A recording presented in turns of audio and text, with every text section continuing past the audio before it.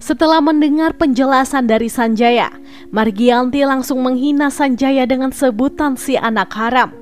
Bahkan ia juga menghina kedua orang tua Sanjaya, terkhususnya sang ibunda dari pemuda itu dengan sebutan lonte. Tidak terima dengan ucapan itu, tentu saja Sanjaya langsung naik pitam dan sakit hati kepada Margianti.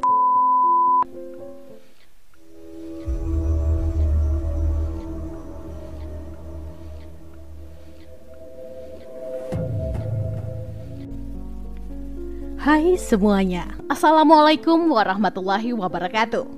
Kembali lagi di YouTube channel saya, Lembaran Cerita. Semoga kabar kalian semua sehat selalu dan pastinya diberi kebahagiaan dalam menjalani hidup. Di video kali ini saya akan membahas tentang kasus pembunuhan yang terjadi kepada seorang janda di Lampung. Nah, daripada kelamaan, yuk langsung kita bahas. Margianti berusia 30 tahun merupakan seorang janda yang tinggal di sebuah rumah yang berlokasi di Kampung Selusuban, Kecamatan Seputin Agung, Lampung Tengah. Awalnya Margianti tinggal di rumah itu bersama dengan sang suami serta satu orang anak buah hati mereka. Namun dikarenakan sang suami sama sekali tidak pernah memberikan nafkah kepada Margianti dan anaknya, ditambah lagi mereka berdua juga seringkali terlibat dalam pertengkaran. Maka dari itu ia akhirnya memutuskan untuk berpisah dengan sang suami.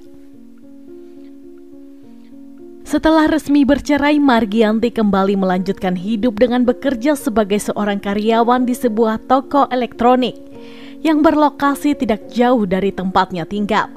Menurut beberapa warga yang tinggal di dekat rumah Margianti, mereka mengenal sosok janda cantik itu sebagai seorang ibu rumah tangga yang sopan, ramah, dan pekerja keras. Hal itu sengaja dilakukan oleh Margianti demi menghidupi anak semata wayang dia. Nah, selain menghabiskan waktunya untuk bekerja, Margianti juga sering pergi untuk menonton acara pentas seni yang diadakan di kampungnya ataupun di kampung tetangga. Pada suatu hari saat menonton acara pentas seni, secara tidak sengaja Margianti berkenalan dengan seorang pria yang lebih muda darinya, yakni Sanjaya berusia 21 tahun. Menurut penuturan dari beberapa orang yang mengenal Sanjaya mengatakan bahwa pemuda itu dikenal sebagai sosok yang arogan dan sering kali membuat onar di kampung tempatnya tinggal. Selain itu, berdasarkan catatan di kepolisian, Sanjaya ternyata pernah berurusan dengan aparat hukum karena terlibat kasus pencurian sepeda motor dan harus mendekam di Lapas Gunung Sugih. Diketahui Sanjaya baru saja dibebaskan pada tahun 2021. Untuk kesehariannya, Sanjaya hanyalah seorang pemuda pengangguran yang tidak memiliki pekerjaan. Ia menghabiskan waktunya dengan nongkrong-nongkrong tidak jelas di depan rumahnya ataupun di warung kopi yang ada di sekitaran rumahnya. Tetapi meskipun hanyalah seorang pemuda pengangguran, namun Sanjaya mampu menjalin hubungan pertemanan dengan cukup baik. Diketahui Sanjaya memiliki beberapa teman dekat yang masih di bawah umur yang sering kali diajak untuk menonton pentas seni, di antaranya adalah Arfan berusia 15 tahun, Revanza berusia 14 tahun, dan Fahri berusia 13 tahun. Ketiga remaja di bawah umur masih berstatus sebagai pelajar SMP yang tidak jauh dari kampung mereka. Berdasarkan informasi dari warga sekitar, mereka sering melihat Sanjaya bermain dengan remaja-remaja tersebut. Namun menurut penuturan dari ketiga remaja itu mengatakan kalau mereka terpaksa berteman dengan Sanjaya karena selalu diancam akan disiksa oleh Sanjaya.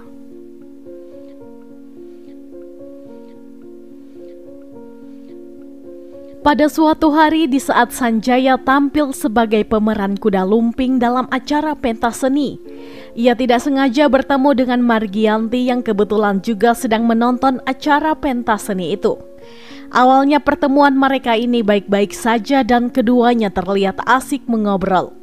Tetapi di tengah obrolan itu ada salah satu ucapan Margianti yang ternyata membuat Sanjaya merasa tersinggung, marah sekaligus sakit hati.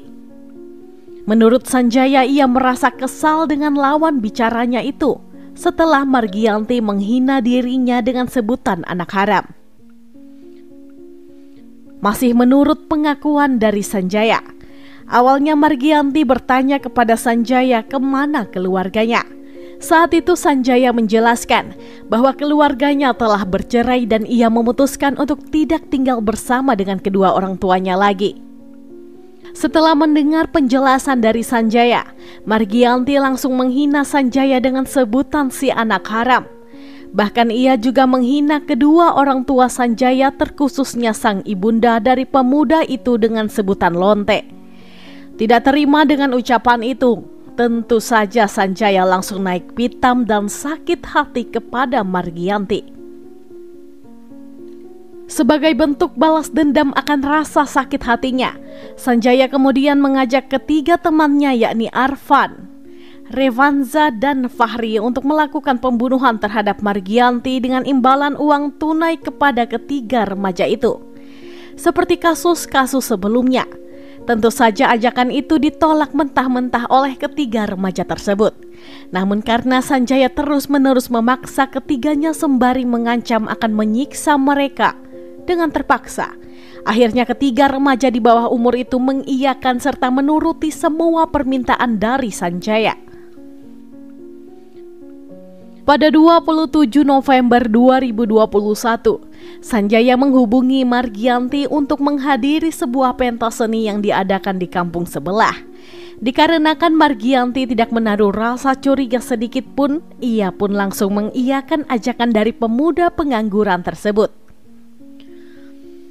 Tidak lama berselang, Sanjaya dan Margianti bertemu, lalu mereka berdua langsung pergi berboncengan dengan menggunakan sepeda motor milik Margianti. Di tengah perjalanan yang katanya menuju ke lokasi pentas seni itu, Sanjaya menghubungi ketiga temannya untuk menunggu di pinggir jalan yang ada di desa Kampung Dono Arum. Setelah melihat ketiga temannya telah menunggu di pinggir jalan, Sanjaya langsung menghentikan sepeda motor yang dikendarainya. Saat itu melihat jalanan yang cukup sepi, keempat pemuda itu langsung mencekik bagian leher Margianti menggunakan dasi. Setelah mencekik janda cantik itu selama beberapa menit, Sanjaya langsung mengeluarkan sebilah golok yang sudah dipersiapkan sebelumnya. Dengan golok itu Sanjaya lalu membacok bagian perut Margianti beberapa kali hingga membuat sang janda menghembuskan nafas terakhirnya seketika itu juga. Melihat sang musuh sudah meninggal dunia, keempat laki-laki itu lalu mengangkat tubuh Margianti ke sebuah kebun yang ada di Kampung Dono Arum. Sebelum meninggalkan tubuh tidak bernyawa itu, tidak lupa Sanjaya mencuri barang-barang berharga milik Margianti, seperti tas yang berisi uang tunai, handphone, anting, dan juga kalung. Selain itu, Sanjaya juga turut membawa sepeda motor milik Margianti. Setelah memastikan tidak ada barang berharga yang tersisa, keempat lelaki itu bergegas meninggalkan lokasi pembuangan jasad tersebut. Keesokan harinya, tepatnya pada 28 November 2021 pagi hari, seorang warga yang kebetulan melintasi jalanan Kampung Dono Arum merasa kaget setelah melihat sesosok jasad sudah tewas bersimpah darah secara mengenaskan. Warga itu pun lalu melaporkannya kepada warga sekitar yang kemudian dilanjutkan dengan melaporkan penemuan itu ke pihak kepolisian setempat. Pihak berwajib yang menerima laporan itu kemudian langsung mendatangi lokasi penemuan sesuai yang diinstruksikan oleh warga. Setibanya di lokasi tersebut, aparat kepolisian bergegas melakukan olah TKP dan mengevakuasi jasad wanita itu ke rumah sakit terdekat untuk proses identifikasi serta otopsi. Berdasarkan hasil identifikasi yang dilakukan oleh tim forensik, diketahui identitas korban yakni Margianti yang merupakan seorang warga Kampung Selusuban, Kecamatan Seputin Agung, Lampung Tengah. Berdasarkan hasil autopsi korban disebutkan, kalau Margianti meninggal dunia akibat luka sayatan di pergelangan tangan kanan yang membuat nadinya terputus. Selain itu ditemukan bekas jeratan di bagian leher korban, luka tusukan di bagian pantat belakang sebelah kanan dan juga luka tusukan di bagian perut sampai pinggang di bagian belakang.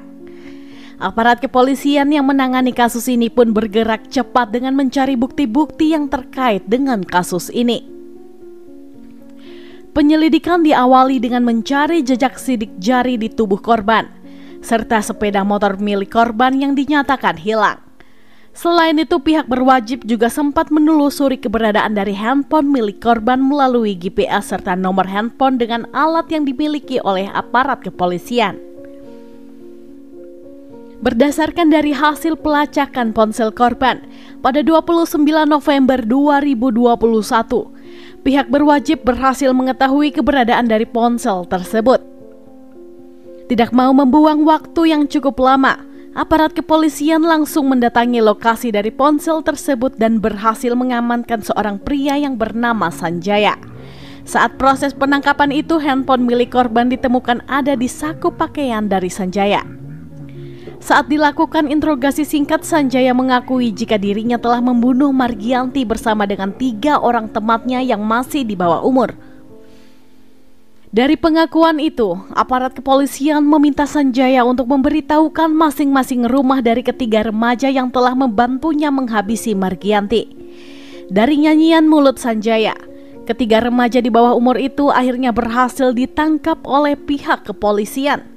Saat proses penangkapan tersebut, pihak berwajib juga berhasil menemukan barang-barang milik korban, yakni tas berwarna merah berisikan identitas dari korban, sepeda motor, dan seutai kalung. Selain itu, aparat kepolisian juga berhasil menyita barang bukti yang digunakan oleh para terduga pelaku, yakni sebuah dasi sekolah untuk menjerat leher Margianti dan juga sebilah golok. Keempat laki-laki kemudian digiring ke kantor polisi untuk proses penyelidikan lebih lanjut. Di dalam interogasinya, Sanjaya serta ketiga remaja itu mengakui semua perbuatannya. Menurut ketiga remaja itu, mereka menghabisi korban karena tidak kuat dengan terus-menerus diancam akan disiksa oleh Sanjaya. Ketiga remaja itu hanya ketakutan dengan ancaman tersebut sehingga terpaksa menyetujui permintaan dari Sanjaya, meskipun mereka tidak tahu apa motif dari Sanjaya menghabisi wanita itu. Sedangkan menurut Sanjaya, ia tega mengakhiri nyawa janda cantik itu karena merasa kesal sekaligus marah dengan hinaan yang telah dilontarkan oleh Margianti.